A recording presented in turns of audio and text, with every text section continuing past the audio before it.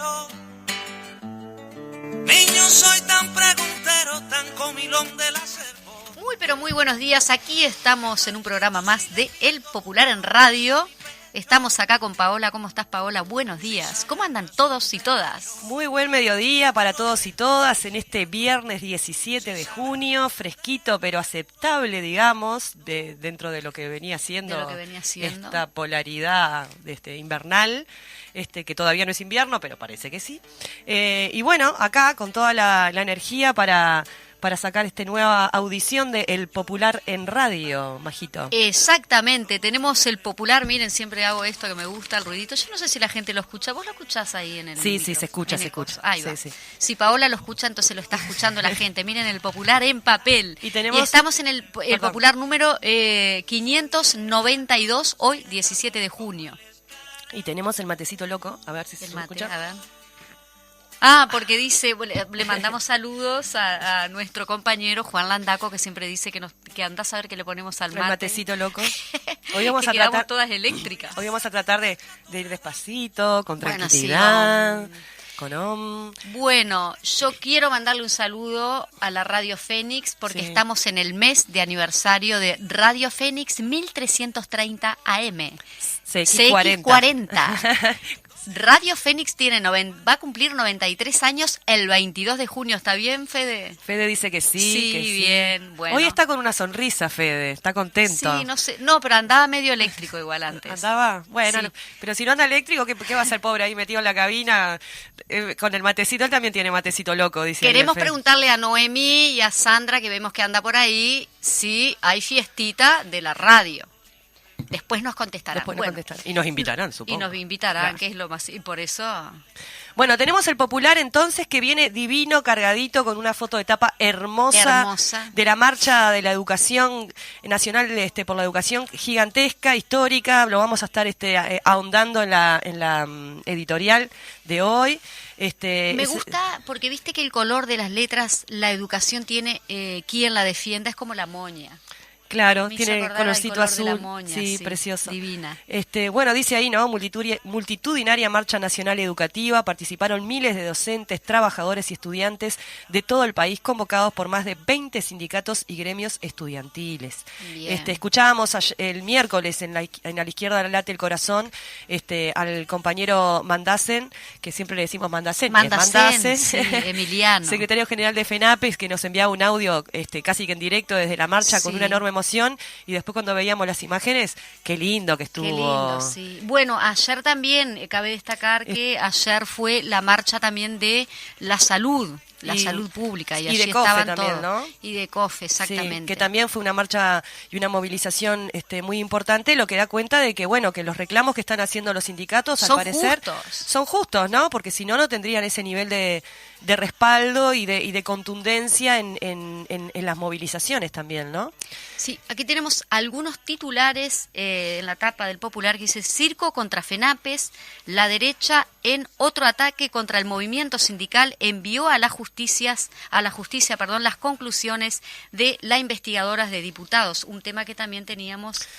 Teníamos al diputado Dalmao, quien ya adelantaba, si bien todavía no habían hecho uso de la palabra, los diputados de la bancada Frente Amplista, adelantaba que al tener la mayoría de los votos el oficialismo, era casi seguro que iban a judicializar esta situación, que también decía Dalmao que bueno, que allí en la justicia, donde realmente se supone que es más objetiva la cosa, seguramente esto quede se vaya como acomodando, claro. No es el ámbito, ya lo decíamos, no es el ámbito. Después también tenemos el tema del Instituto Nacional de Derechos Humanos, que es lo que venimos comentando también, ¿no? Que dentro de poquito tiene que cambiar la integración, y bueno, hay un titular allí que dice: la mejor institución nacional de derechos humanos es la que no existe, los cabildantes y multicolores al acecho. Una nota de Gastón Grisoni, donde explica un poco de qué va esta situación, qué implica, cuál es el trasfondo político también de esta intensidad que tiene sobre todo los cabildantes y los multicolores de que deje de existir, ¿no? Que es un contralor, un respaldo también en defensa de los derechos humanos, una institución independiente, ¿verdad? Pero bueno, ya sabemos por qué, ¿no? El Cabildo Abierto es uno de los que impulsa la liberación de los viejitos. Sí, ningún viejito, de los torturadores que están presos en Domingo Arena, en este proyecto de que los mayores de 65 puedan salir en libertad, claramente está apuntado a la liberación de estas personas, ¿no? Exactamente, después en la página de Economía tenemos el tiempo es ahora y es la rendición de cuentas, que tenemos una nota por allí de Pablo Darrocha, nuestro economista. Pablo Darrocha también es de la central del Cuesta Duarte, del PIT-CNT. Sí, uno de los destacaditos allí: un presupuesto sano debe considerar los problemas sociales y económicos del país y el entorno en el que se desenvuelve. Una nota bastante extensa de 2 páginas, en donde allí podrán empezar a meternos en el tema de la rendición de cuentas, que también vamos a estar cubriendo desde las distintas audiciones que tenemos acá en la Fénix, así que recomendamos la lectura. Habla allí del contexto, de los objetivos, interesante nota para leer y para compartir también, ¿no? Para ir informándonos de qué va la movida. Sí, me gusta esto que dice: el tiempo me enseñó que la miseria es culpable de los hombres es culpa de los hombres miserables, que la justicia tarda y nunca llega, pero es la pesadilla del culpable. Así empieza la nota. Qué lindo. Sí. Bueno, hablando me vino como de poemas y poesías, estamos escuchando El Escaramujo de Silvio Rodríguez, que habla un poco de... Ahí va. Sí. Soy el destino del mar. Tema seleccionado por Paola Beltrán. Claro, porque tiene que ver con el saber, con cómo el saber es un potenciador de libertad, de conocimiento, sí, claro, el saber nos de hace capacidad. libres. Exactamente. Entonces tiene que ver con eso esta canción hermosa de Silvio Rodríguez, y por eso la elegimos hoy para que nos acompañe en nuestra audición. Por eso en todas las dictaduras queman libros. También. Por algo es si serán importantes y peligrosos para la Después derecha. vamos a ahondar en esos comentarios, porque la editorial viene linda, jugosa y interesante, en conceptos y en elementos para pensar. Bueno, después la cobertura, efectivamente, de la Marcha Nacional Educativa, de la Marcha de COFE, una pequeña nota allí a Emiliano Mandasen, reflexionando en torno a cómo la vio esta marcha, ¿no? Después tenemos acá a Ganar Colombia, que es una noticia internacional en ese sentido, bueno, una nota de Ronnie Corvo, y tenemos por allí que dice Mujica, dice: ¿habrá acuerdo de paz en el corazón de los colombianos? ¿Será posible? Pregunta. Sí, una situación bastante compleja en Colombia. Están en segunda vuelta, toda la derecha y la recontraderecha colombiana se ha unido para tratar de evitar que un gobierno de izquierda, progresista, como cada quien quiera catalogarlo, porque ahí siempre hay discusiones, pero un gobierno con más sensibilidad hacia las necesidades de los que menos tienen, pueda llegar al gobierno, que también siempre es complicado. Yo no sé cómo es el sistema colombiano, pero si es como en general ocurre, perder primera vuelta y no tener las mayorías parlamentarias después complejiza también las transformaciones, como lo vemos que pasa en Chile, por ejemplo, pero bueno, no quiere decir esto que de todas maneras no sería como un avance en un país agobiado realmente por una situación de violencia, de corrupción. También allí vemos el fenómeno de las campañas por TikTok, las campañas por las redes sociales, con un candidato que básicamente no está en el país y ha hecho toda su campaña a través de TikTok, romantizando. Él no está en el país porque tiene miedo, porque dice que está amenazado, pero en realidad el que está amenazado es el que está en el país. Es todo muy... Y eso muy de las redes romantiza, infantiliza de alguna manera, y maneja discursos muy básicos y muy concretos, buscando una empatía de simpatía, que efectivamente tiene su efecto. Lo vimos en la campaña de Trump en Estados Unidos, que fue como el primer boom de la utilización de ese tipo de mecanismos y de inteligencia artificial para moldear opiniones y sentires, ¿no? Porque hay mucho de lo emocional en el manejo de las redes sociales.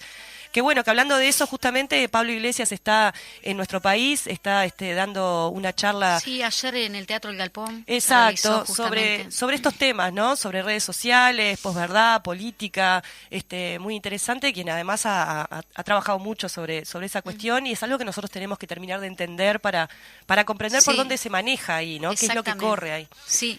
Y acá tenemos una noticia que quizá también conjuntamente con esta noticia que tenemos en el Popular, con esta nota, podemos agregar ahí un audio que tenemos y dice: duro golpe contra Antel. Ya lo veníamos percibiendo eso previo a la ley de urgente consideración.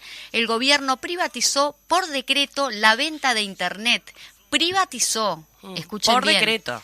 Habilitó a un grupo de canales cable, entre ellos, qué raro, ¿no?, los del 4, el 10 y el 12, a competirle a Antel. Es una competencia, pero muy desleal. Bueno, de eso tenemos un pequeño audio de una entrevista que le hicieron en TV Ciudad a la intendenta Carolina Cose, quien fue presidenta de Antel, también quien llevó adelante toda esta transformación de Antel que compartimos ahora con ustedes. A ver si sale lindo esto.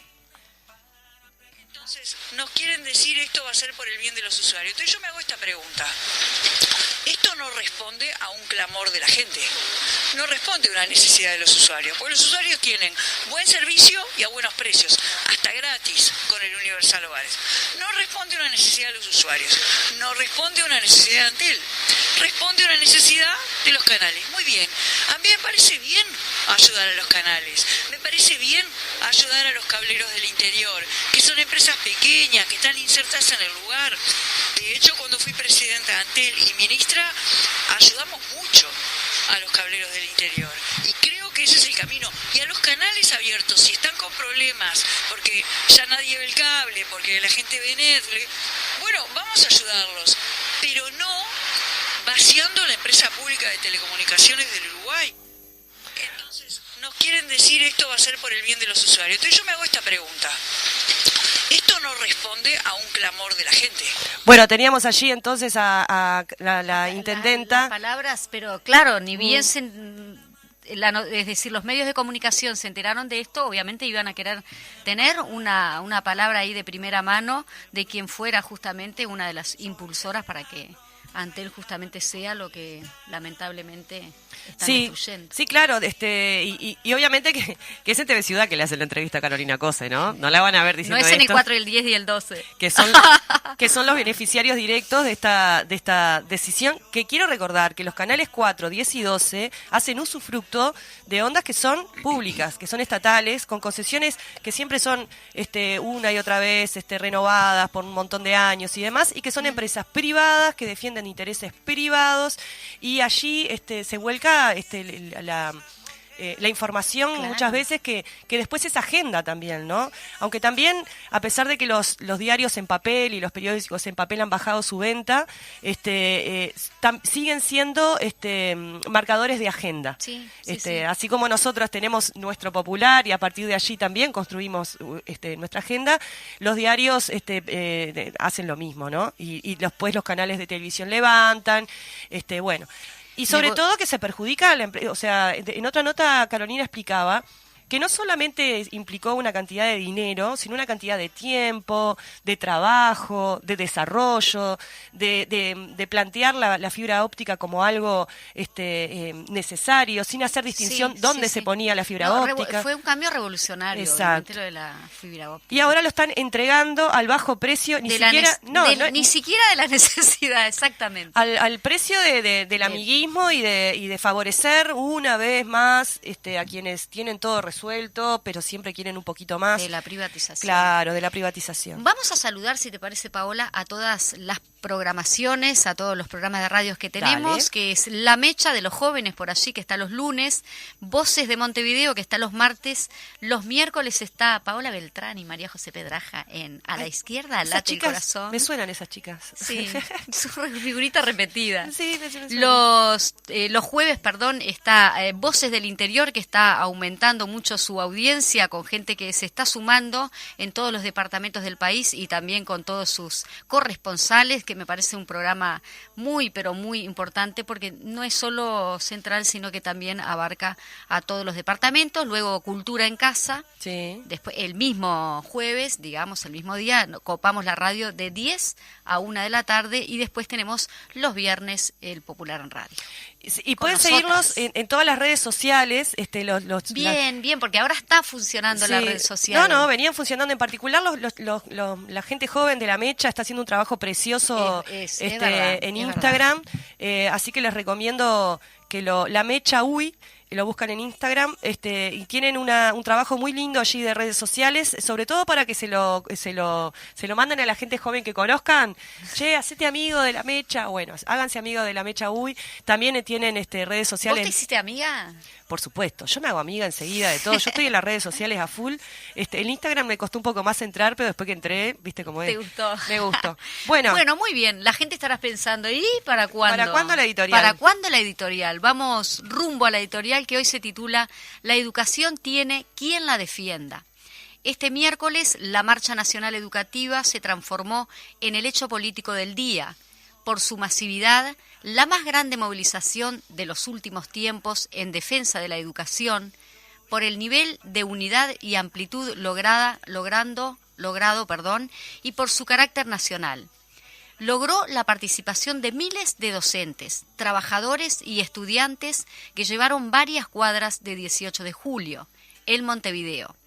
Una demostración más de la representatividad y la capacidad de movilización de los sindicatos de la educación, tan vilipendiados por la derecha. Fue el resultado de un paciente trabajo de unidad y de un enorme esfuerzo organizativo en todo el país. Convocaron a la marcha más de 20 sindicatos de todas las ramas de la educación, primaria, secundaria, UTU, formación en educación, Universidad de la República, UTEC y la educación privada.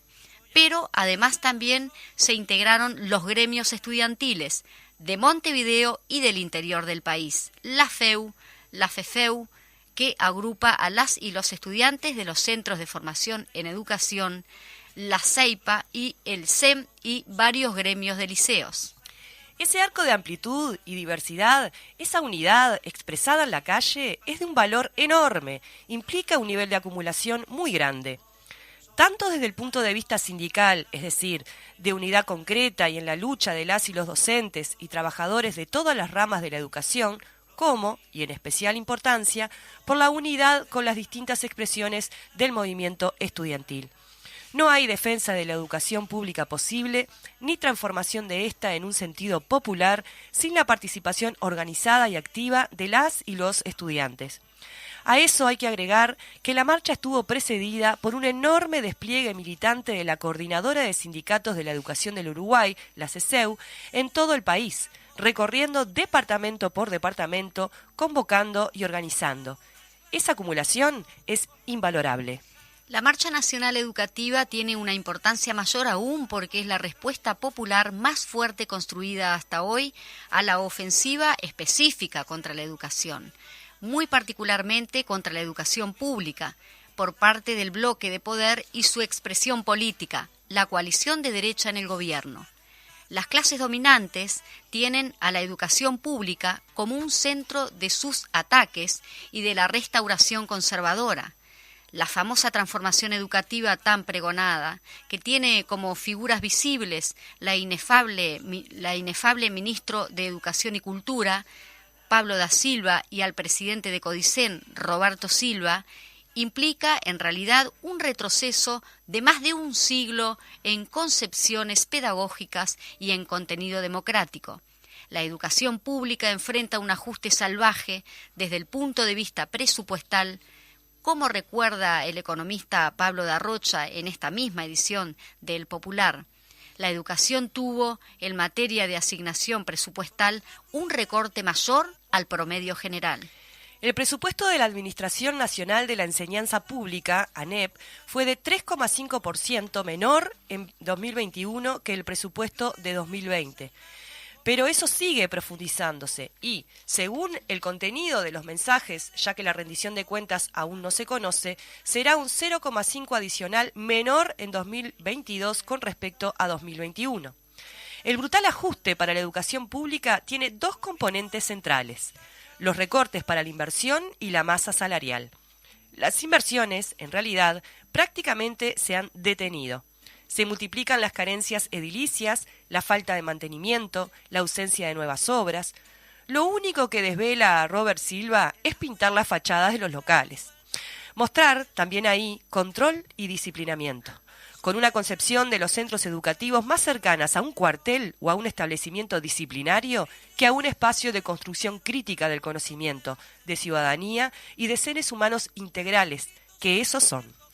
Es lo que tiene que ver con la masa salarial, el principal rubro de recorte. La reducción general es del orden del 3,2% en 2021 con respecto al año anterior, y habrá un nuevo recorte de 0,6% en 2022 en relación al 2021.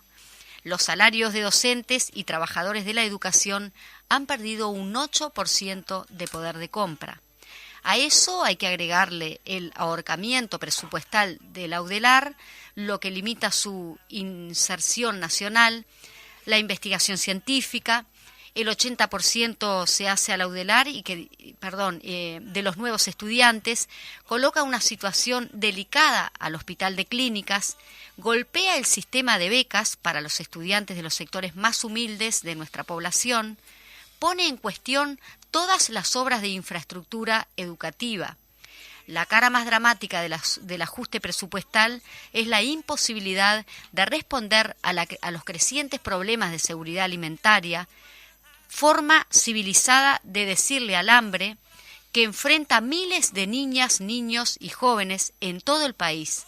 Demagógicamente, la derecha atacó al paro y a la marcha, acusando a los sindicatos de poner en peligro, cosa que era falsa, por un día, la comida de los comedores escolares, mientras recorta rubros para atenderla realmente todos los días.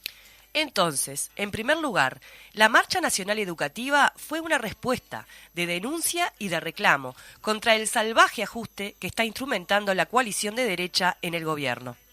Y ese ajuste se instrumenta en el medio de otro: la subordinación de la educación a las necesidades del mercado de trabajo y en particular a los intereses del capital y las patronales en él. Las clases dominantes, cuyos intereses expresa y defiende el gobierno de derecha hegemonizado por el herrerismo, conciben a la educación no como un derecho, sino como una mercancía, que tiene que ser funcional a las necesidades de reproducción del capital y punto. Esa transformación educativa, que de liberal no tiene nada, es profundamente conservadora. Se hace violando la legislación vigente, vaciando los espacios institucionales de contenidos, con una visión tecnocrática, mercantilista, completamente alejada del quehacer cotidiano educativo y sus protagonistas, docentes, trabajadores, estudiantes y alumnos. Se complementa con un ataque sistemático contra la educación pública. No es de extrañar que así sea. El elenco que dirige la educación en este gobierno se formó y sigue estrechamente vinculado a las instituciones privadas, no a las públicas. De hecho, Luis Lacalle Pou es el primer presidente de la historia que se formó íntegramente en la educación privada. Es un cambio cualitativo trascendente y después hablan de grieta. El presidente y la inmensa mayoría del elenco que dirige la educación, no todos, claro está, son hijas e hijos de la única grieta social realmente existente, la que genera el poder del dinero. Por eso, su menosprecio y ajenidad hacia la educación pública, que son ideológicos claros, pero también son frutos de su práctica vital. A ello le une un terror atávico a todo lo que sea sindicatos o gremios estudiantiles. Por eso los sumarios y sanciones desde que asumieron, las denuncias contra los estudiantes que pretenden organizarse, el ataque público a los docentes y a las sindicalistas de UTU, que osó hacerle un planteo al presidente, y el ataque también sistemático contra los sindicatos de la enseñanza, demonizándolos, desprestigiándolos, que tuvo un punto alto en el circo de la Comisión Investigadora de Diputados contra FENAPES. Una de las frases célebres del ministro Da Silva es que los sindicatos de la educación son parte del problema, no de la solución. Toda una declaración de principios, de nivel de Zócalo, claro. A ello le unen, como parte de todo lo anterior, una concepción conservadora y restrictiva de la laicidad. La laicidad implicó históricamente la concepción democrática de abrir el proceso educativo a todas las visiones religiosas, filosóficas, al saber científico, al debate de ideas. Es exactamente lo opuesto a lo que defienden sus ahora autoproclamados defensores. No se defiende la laicidad persiguiendo docentes y estudiantes, instalando un clima de inquisición y censura, imponiendo a golpe de sumarios una visión única y uniformizada. Es tremendamente simbólico que la respuesta de la derecha a los reclamos de esa enorme expresión democrática que fue la Marcha Nacional Educativa haya sido un intento de esencialidad para atacar el paro, el ataque a FENAPES en el Parlamento y hasta el intolerable hecho de que un funcionario policial que fue a vigilar la marcha ostentara en su nuca un tatuaje nazi. A todo eso respondió la Marcha Nacional Educativa. Los gremios de la educación ya demostraron su representatividad ganándole a la derecha todas las elecciones por espacios de representación que se realizaron. La FEU, los docentes y los egresados y los egresados cogobierno universitario. Los sindicatos lograron los 2 cargos de representación docente en el CODICEN y los estudiantes el de representación en el Consejo de Formación y Educación. Ahora también lo demostraron en la calle, con miles y miles en la Marcha Nacional Educativa. Es imprescindible, como parte del fortalecimiento del bloque histórico, político y social, democrático y radical de los cambios, la construcción de un amplio movimiento en defensa de la educación pública, mucho más amplio aún de lo importantísimo que ya se logró. Como bien dijeron en la marcha, la educación pública es patrimonio de todo el pueblo uruguayo. En ese camino, la Marcha Nacional Educativa fue un gran paso. La educación tiene quien la defienda. Que el gobierno tome nota. Por allí teníamos el editorial. Sí, en este caso era hacia la educación. Me estás mirando el reloj, estamos ahí. No, yo te estoy escuchando, para no pisarnos era. Bueno, nada, contundente la editorial, repasando distintos elementos que tienen que ver con todo esto que estamos conversando y que venimos tratando y que venimos visualizando, ¿no? Todos y todas, en relación a cómo este gobierno, lo que dice la editorial, ha atacado por distintos frentes a la educación, con ese discurso conservador y demonizador de los sindicatos de la educación, que por suerte no, tiene que ver con una conciencia. Las cosas no ocurren por una cuestión de suerte, sino por una cuestión de acumulación, de conciencia. A veces estamos más tranquilos y más no tan movilizados, pero cuando las papas queman, cuando realmente se pone en riesgo lo esencial que tiene que ver con la educación pública, que aparte ha sido un patrimonio de este país, ¿no? Cómo nuestra educación pública forma, es popular, llega a todos y todas. No podemos permitir lo que está sucediendo porque también está el tema de la privatización. Pero fíjate que cuando en la vida, ¿no?, de otros gobiernos, que no fueran estos 15 años, habían escuelitas en todos los rincones del país. Hay escuelas que tienen 20 alumnos, pero son necesarias por el tema de la distancia. Porque a veces uno también se centraliza mucho en lo que es Montevideo Bueno, en ese caso, los departamentos en lo que es la ciudad. En ese sentido, por ejemplo, el desarrollo de la Universidad de la República en los gobiernos del Frente Amplio, con esa descentralización hacia todo el país, posibilitando que muchos jóvenes, en vez de tener que venirse a Montevideo, como muchos lo hemos hecho, puedan continuar cerca de sus departamentos o en sus propios departamentos, desarrollando una carrera, con todo el movimiento cultural, de saberes, de encuentro, de intercambio, de miradas que implica cuando uno va a estudiar con otros y otras, ¿no? Desde otros lugares, desde otros saberes. Eso es muy importante. Y eso es lo que está en riesgo también en esta reducción tremenda del presupuesto, en este caso hacia el desarrollo de la Universidad de la República. Una Universidad de la República que ha sido fundamental en la formación de ciudadanía también, ¿no? Sí. Y que también había logrado una un ingreso de muchísimos hijos e hijas de trabajadores y trabajadoras, con todo lo que tiene que ver con el desarrollo de las becas, por ejemplo, que ahora se redujo un montón. De eso se trata, ¿no?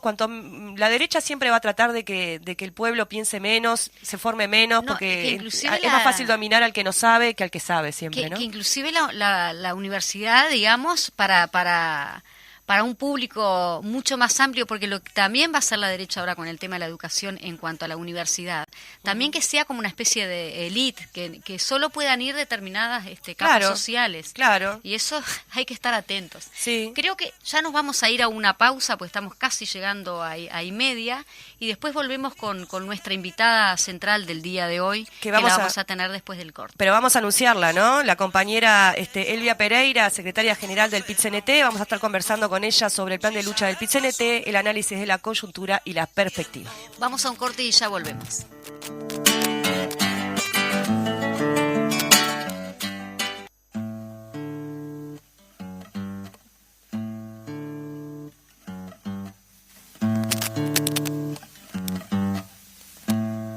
Porque la tierra es mi casa. Muy bien, volvimos de la pausa y como les decíamos antes de irnos al corte, vamos a tener con nosotros como invitada especial, en este caso telefónicamente, a la secretaria general del PIT-CNT, Elvia. No sé si está por allí, Elvia. Hola, bien. Sí, estoy acá. Buenos días. Agradezco mucho el contacto y lamentablemente estoy en el interior del país, por eso no puedo estar presencialmente en la radio. Bien. Elvia, primero quiero decirlo, porque no necesariamente todo el mundo sabe, que sos la secretaria general del PIT-CNT, la primera mujer en estar en esa responsabilidad. Me parece que está bueno siempre destacarlo, haciéndolo de muy buena manera, por supuesto, sin dudas. Te está hablando acá Paola Beltrán. La idea un poquito hoy era poder conversar sobre el plan de lucha que viene desarrollando el PIT-CNT. Yo siempre estoy con el gerundio.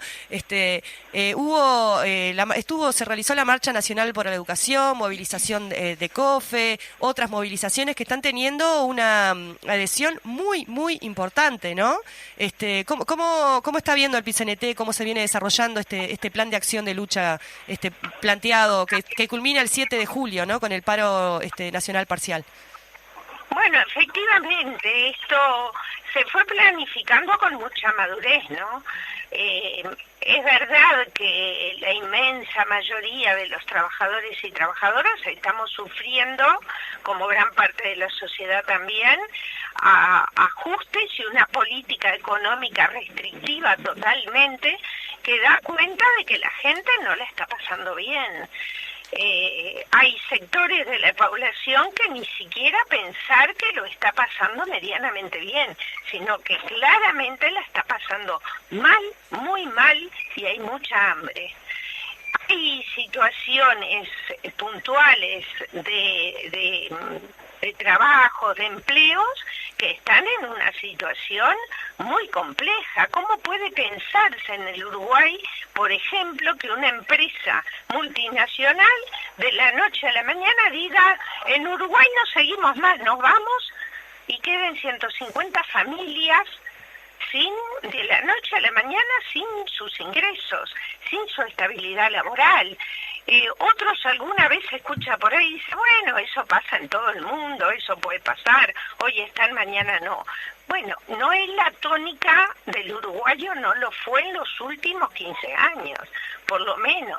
Una cosa son épocas de crisis, otra cosa es en estas épocas cuando estamos escuchando que hay un aumento en el PBI en nuestro país en este último trimestre, por lo cual es difícil de conjugar una síntesis de una política económica que no está llegando claramente a la población. Entonces, claro que los gremios nos estamos movilizando. Claro que la educación hizo una marcha histórica. Sí. Realmente fue un momento que erizaba la piel estar ahí. Tuvimos el privilegio de poder estar ahí, de cerrar la oratoria, mirando a la cara a todas y a todos esos compañeros y compañeras, que eran miles que estaban tratando de hacer escuchar su voz. Es difícil pensar que eso los gobernantes puedan mirar para el costado. Pero no fue solamente el miércoles la marcha de la educación, allí comenzó, pero después ayer fue todo lo que tiene que ver con COSPE, la salud, o sea, se van incrementando, ahí están los compañeros de lácteos, también reivindicando, no por deporte ni por gimnasia, reivindicando mejores condiciones para el trabajo, de ende mejores condiciones para su vida. Entonces, de alguna manera, en algún espacio, tiene la población que ser escuchada. Debe ser, y sabemos que así lo es, que hay algunos que son los privilegiados en estas políticas económicas, pero no se gobierna para unos pocos, se debe gobernar para todos. La inmensa mayoría de la población no la está pasando bien. Elvia, ¿cómo se encuentra parado justamente el PIT-CNT en cuanto a, rumbo a la rendición de cuentas? Bueno, en principio y básicamente lo que se está reclamando en esta rendición de cuentas es que se cumpla con lo prometido, ¿no? La ley de presupuesto, en su artículo 4, menciona claramente que hay un compromiso del gobierno de una recuperación del poder de compra de los salarios en este periodo de gobierno, hasta el final del periodo de gobierno. Por lo cual ahí hay que hacer lecturas bien claras. Y uno es que se reconoce que hay pérdidas. El gobierno reconoce que hay pérdidas. Y la otra lectura es que hay un compromiso. No basta solo con reconocer que perdiste poder de compra, basta con que vayas al almacén y encuentres los precios a lo que están. Acabo de salir esta mañana y me encuentro con un pizarrón, un pizarrón de los que se colocan frente a un almacén o cualquier tipo de comercio, donde dice huevos, docena, 210 pesos. Sí. Esa era la oferta. Entonces, digo, claro que lo estamos viviendo a cada momento. ¿Cómo nos paramos? Como siempre se ha parado el PIT-CNT, defendiendo los puestos de trabajo, principalmente los puestos de trabajo, principalmente defendiendo lo que tiene que ver con la soberanía de nuestro país, porque también vemos a cada momento que este gobierno tiene una política, lo estamos viviendo ahora con lo que acaba de hacer con Antel, ¿no? Y la internet, y la amplitud a otros privados de lo que es público, de lo que es nuestro, y que ya fue plebiscitado en parte de la historia. Los ciudadanos uruguayos ya se manifestaron. Entonces, es en esta rendición de cuentas, básicamente lo que se trata de reivindicar es, por supuesto, el empleo, por supuesto que un empleo de calidad, ¿verdad? Porque de precarización laboral, de esto saben todas las empresas públicas, todos los sectores de actividad. Y recuperar, o por lo menos un plan claro de recuperación de estos salarios perdidos. Y después cada gremio tiene sus reivindicaciones propias que hacen a las especificidades de su entorno, ¿verdad? Sí. Es a eso en que estamos parados firmemente. Contra una clara persecución antisindical que en los discursos dice no estar y en las acciones claras se visualizan un día sí otro también. No solamente con los compañeros de FENAPES, pero claro con los compañeros de FENAPES, sino que en otros gremios de actividad también está sucediendo las mismas circunstancias. Elvia, este gobierno, cuando llegó el tema de la pandemia, ¿no? que les vino bárbaro para justificar después todo, hablaba de la importancia de proteger a los Maya Oro, porque eran quienes iban a empujar la economía para que luego eso llegara a los demás. Es una manera, otra forma de hablar de la teoría del derrame, ¿no? Esta idea de que los que están más arriba, los que tienen mayores ingresos, mayor capital, van a producir más riqueza, y esa riqueza de alguna manera va va a llegar al resto de la población. Hay un dibujo que no me acuerdo si es de Quino, que está la imagen de esa copa, ¿no? Con estos capitalistas gordos y abajo la gente tratando de agarrar las miguitas. Eso queda demostrado una vez más que no es cierto. No es posible desarrollar una sociedad que tenga garantizados sus derechos si no hay una distribución de la riqueza en donde el Estado tenga que intervenir para garantizar que eso ocurra. Los sindicatos industriales denunciaban la super acumulación de ganancias que estaban teniendo algunas industrias en relación a las exportaciones y sin embargo están luchando para tener una recuperación salarial, ¿no? Que han perdido en este tiempo. Pero en cada rama de actividad, porque no basta con que esos argumentos los demos, ni los que pertenecemos al PIT-CNT o a los sindicatos de rama. Basta con que la gente lo viva, claro. La gente lo está sintiendo. Entonces las teorías son teorías y uno puede afiliar a una teoría o a otra, pero cuando la realidad es más clara que lo que está escrito en la teoría, es que ese derrame aún no se está viendo en la sociedad. Argumentos, excusas, puede haber de toda naturaleza, pero lo cierto es que eso no ha llegado. Entonces, claro que es como tú dices, que eso está quedando por el camino y está quedando demostrado que así no es. Se debe redistribuir la riqueza con otra forma mucho más equitativa, para que llegue a todas y a todos. Elvia, ¿en qué situación está? Sabemos que el PIT-CNT rechaza rotundamente el tema de la reforma del proyecto de ley de negociación colectiva. La reforma, es decir, el proyecto de reforma de la ley de negociación colectiva. Bueno, ¿en qué momento está ahora? Para que eso se pueda entender y el oyente lo pueda entender sí. con facilidad, uno de los aspectos que rechazamos pero fuertemente y contundentemente tiene que ver con la ultraactividad. ¿Qué es esto? Es aquello que pudiste conveniar en algún momento como beneficio para el trabajador, que tenga un límite en el tiempo y cada vez que vayas a discutir tengas que rediscutir el mismo derecho ganado empezando de cero. Eso es algo que realmente no es bueno. Eso no es bueno para el trabajador. El que no tengas la seguridad de que aquello que conquistaste, que fue parte de tu plataforma, que fue parte de tus demandas, y lo conquistaste, lo hicieras con un término definido. Y después, cada vez que vayas a rediscutir, tengas que discutir otro nuevo convenio, en vez de avanzar en alguna de las reivindicaciones, que sabemos que no todas se logran en cada negociación, tengas que empezar de cero. Eso no es posible. Eso no es posible que se modifique hacia esa circunstancia, por lo cual es uno de los aspectos contundentes de nuestro rechazo en esa modificación de la ley de negociación colectiva. Está claro que es lo que va a pasar con todo esto, tiene que ver y se relaciona directamente con aquellos sectores de actividad donde tengan una organización fuerte. Allí donde hay una organización fuerte van a estar en mejores condiciones para negociar que allí donde sea no tan fuerte o efectivamente no la haya. Sabemos que hay sectores de actividad que les es muy difícil organizarse sindicalmente, ya sea por la forma de trabajo que tienen o ya sea por la forma en que tienen el vínculo con sus empleadores. O sea, no es tan sencillo decir hay organizaciones en todas las ramas de actividad, se pueden organizar con la misma facilidad. No lo es. O con la misma firmeza, no lo es.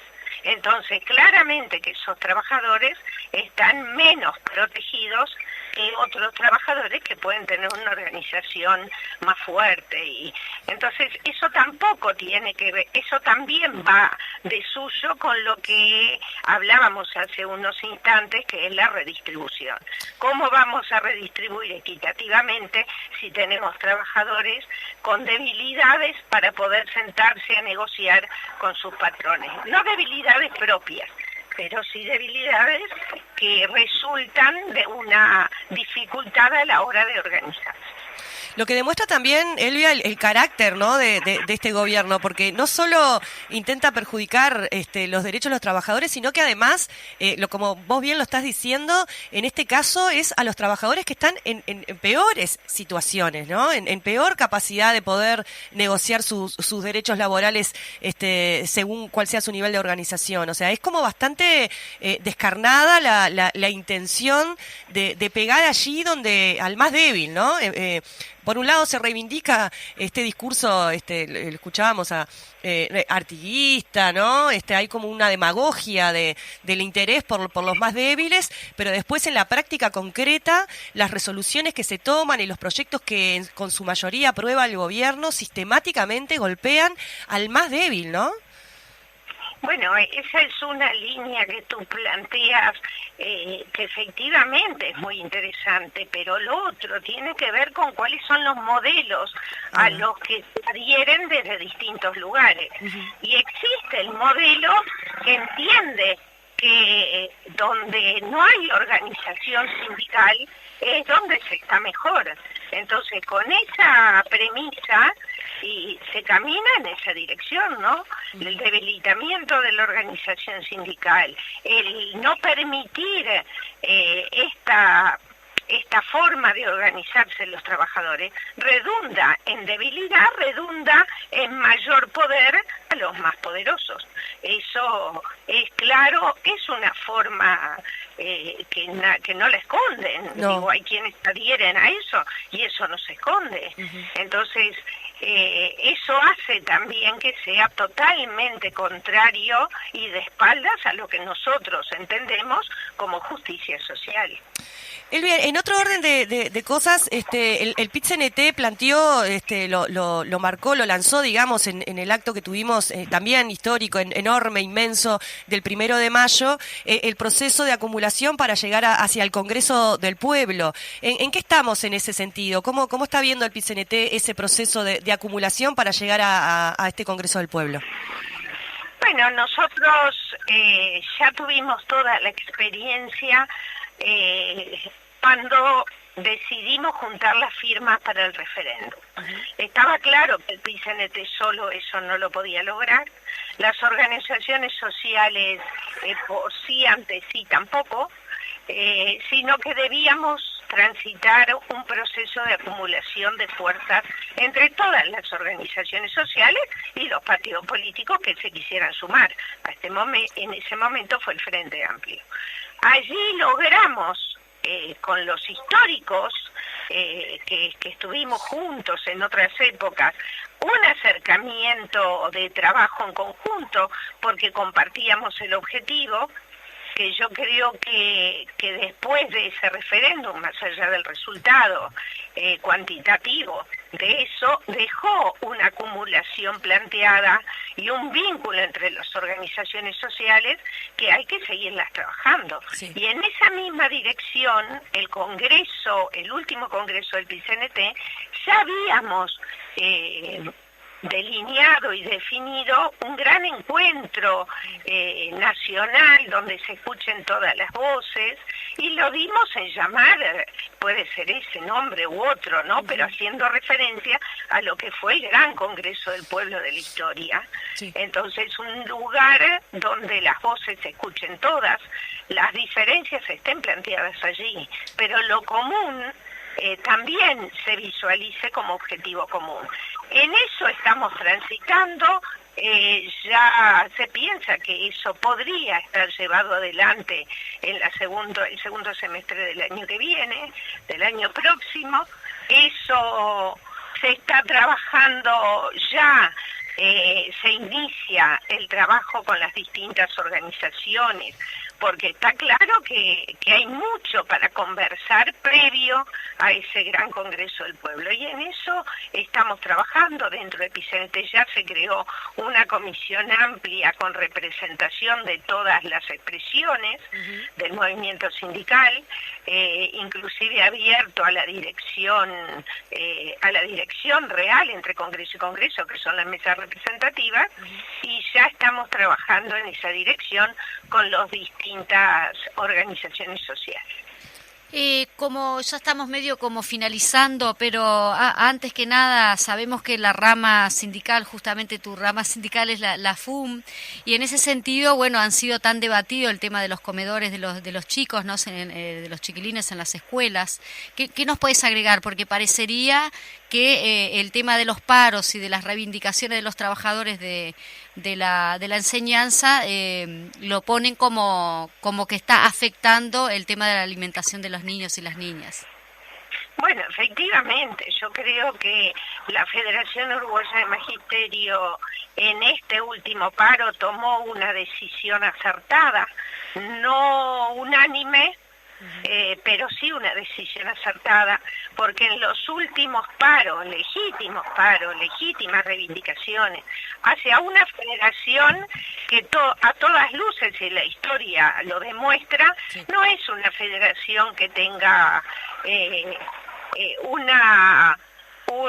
que tome una medida de paro como primera medida. ¿Qué quiere decir? Claro. Que tomamos todas las acciones previas y la última medida es la medida de paralización. Pero estábamos viendo varias circunstancias. Una es que en cada paralización que se anunciaba, así ésta llevara consigo una propuesta de atención, como lo hemos hecho en los últimos 2 paros, que se atendieran los comedores o las necesidades con los tickets de alimentación, y las autoridades no lo aceptaron, porque esa propuesta sale de la Federación. Después con el tiempo se desdibujan las cosas, sí, pero las verdades son verdades y los hechos fueron así. No se aceptó la propuesta de la Federación y seguía intentando colocar a la Federación de espaldas a algo tan sensible como es la comida de los gurises.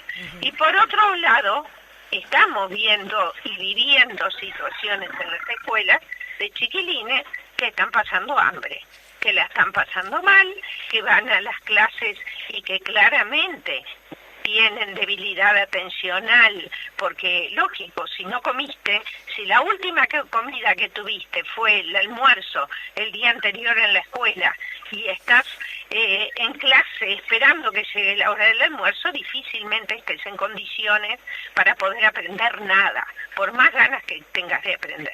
Por lo cual, viendo todas esas circunstancias, hubo compañeras que nos habían pedido a la Federación poder sostener alguna o incrementar la ayuda en algunas ollas en inmediaciones de las escuelas, porque los niños verdaderamente estaban pasando necesidad alimentaria. Entonces, frente a todas esas circunstancias que fuimos evaluando, decidimos que en este paro del 15 se iban a atender en las sedes que la administración definiera, íbamos a poner un compañero militante que permitiera la distribución de esas viandas, de esas viandas alimentarias. Y fue lo que se hizo, y se hizo en todo el país, y complicado porque fue muy rápido a último momento, pero se pudo organizar de la mejor forma. La Federación cumplió con su compromiso y llegaron las viandas a todas aquellas familias y a los niños que realmente lo necesitaron o quisieron ir a hacerse de ellas porque era su derecho. Elvia, para ir terminando ya, que estamos acercándonos a la hora de finalización del programa, capaz que alguna síntesis, algún mensaje para quienes nos están escuchando de perspectiva hacia adelante, ¿qué nos podrías decir? Bueno, en principio esto no se termina ahora. La etapa de rendición de cuentas termina el 30, esta etapa, pero comienza todo el proceso en el legislativo. Ahí hay que estar con los entes públicos, hay que estar con los lácteos, con los compañeros de los lácteos, hay que estar con COFE, hay que estar por supuesto con la educación, hay que estar siguiendo estos procesos porque esto no se termina ahora. Esto se va a sintetizar el 7 de julio en un gran paro parcial de 9 a 13 horas, metropolitano principalmente, y después en los plenarios, en la forma que los plenarios se den la posibilidad de desarrollarlos. Esto va a ser el 7 de julio, esto no se trata de poner palos en la rueda, claro. Esto se trata de realidades que tienen que ser vistas y tomadas en cuenta por quienes nos gobiernan y tienen la responsabilidad de tomar las decisiones. Sí, y quién mejor que el pueblo y los trabajadores para estar ahí en las calles defendiendo sus propios derechos, ¿no? Elvia, muchísimas gracias por estar en el Popular en Radio, como siempre, y bueno, te damos un gran abrazo y esperemos poder tenerte en algún otro momento por acá. Con mucho gusto, disculpen que no pude estar presencialmente hoy, pero ya a partir del lunes estoy nuevamente en forma presencial. Gracias y gracias a ustedes por la comprensión. Abrazo, Elvia. Muchísimas gracias. Abrazo. Conversábamos entonces con la secretaria general del PIT-CNT, la compañera Elvia Pereira. Qué bien, qué buena síntesis, porque nos habló de todo, aparte al estar también con el tema de haber sido ella directiva también de la FUM, pudo también evacuar un poquito esas dudas que tenemos con respecto a la alimentación de los niños, que siempre son rehenes y que inclusive cuando te estás manifestando por tus derechos de condiciones laborales y de salario, parece que el gobierno ahí sí le preocupa el tema de la alimentación. Y me parece interesante también esto último que planteaba Elvia, ¿no? En relación a los palos en la rueda, ¿no? Que este gobierno entiende a la democracia, al ejercicio de la democracia por parte de la ciudadanía como un palo en la rueda, lo cual es preocupante. Cuando juntamos las firmas estábamos poniendo un palo en la rueda, sin embargo, el derecho que tiene la ciudadanía de justamente utilizar un instrumento democrático está consagrado en la Constitución. Cuando hacemos un paro estamos poniendo un palo en la rueda, o sea, pareciera que este gobierno pretende que nos quedemos sumisos en nuestras casitas. Claro, pretende que cada vez tengamos menos trabajo, que nuestros salarios cada vez valgan menos, que los gurises pasen necesidades y hambre, que no podamos acceder a nuestras viviendas, que haya censura y que al respecto, la ciudadanía reaccione mansamente, aceptando las circunstancias como algo inevitable, ¿no? Sí. Esta cosa como de cosa predestinada, y no es así. Claro, quédate quietito y no molestes. Claro, el diálogo democrático, si hay algo que no tiene, no tiene nada que ver con palos en la rueda, tiene que ver con la profundización de la democracia, así que saludamos toda esta organización, toda esta lucha en todos los ámbitos, en cada rincón, en las comisiones barriales, en los sindicatos, en los comités de base. Eso es construir democracia. Sí, que como le decíamos el otro día, que tenemos que estar cubriendo acá desde los estudios, pero qué bueno también es poder transmitirle a la gente que nos está escuchando todo esto, todas estas movilizaciones que en realidad son como muy... A mí me enorgullece poder ver esas fotos con tanta gente. Habla de la conciencia de nuestro pueblo, que siempre está a la talla, por supuesto. Bueno, nos estamos yendo, Paola. Nos encontramos entonces el miércoles en A la Izquierda Late y nos encontramos nuevamente el viernes que viene aquí en el Popular en Radio. Le mandamos saludos a todos los que nos han mandado saludos. Exactamente. Salud, gente. Vamos arriba. Chao, chao. Soy Jesucristo y Yahvé, soy la